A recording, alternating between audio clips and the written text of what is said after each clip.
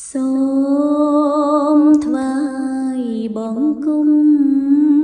អរហន្ត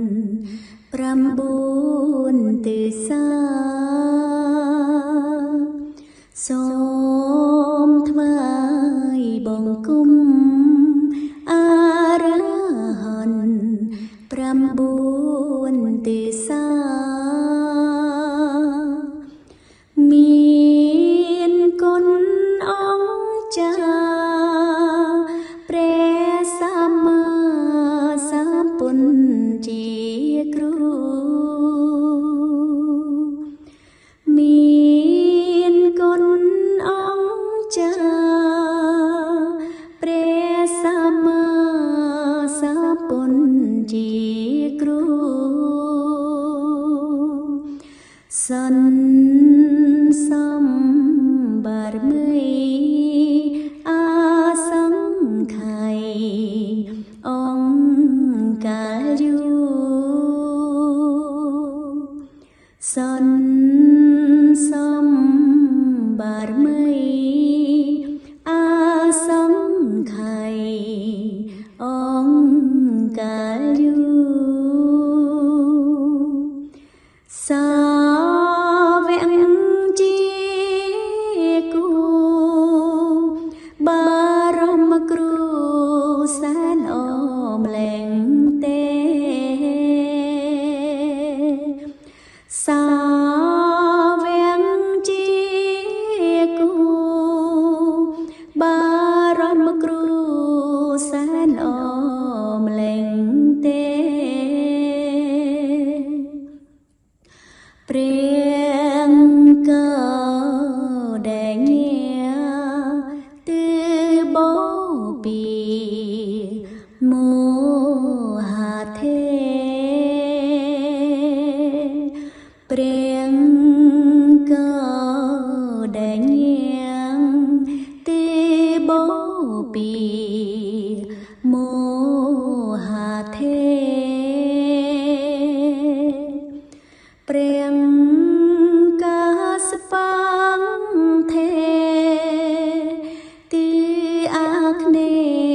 ទូដងថ្លៃថ្លាព្រះកាសបង្ថេទីអាគ្នេទូដងថ្លៃថ្លាព្រះសារីបុត្រល្អបំផុតផ្នែកបញ្ញាព្រះសារីបុត្រល្អបំផុតផ្នែកបញ្ញាទាំង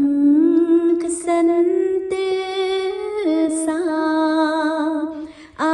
រហន្តាខាងស្ដាំព្រះអង្គទាំងកសិនទេសាអ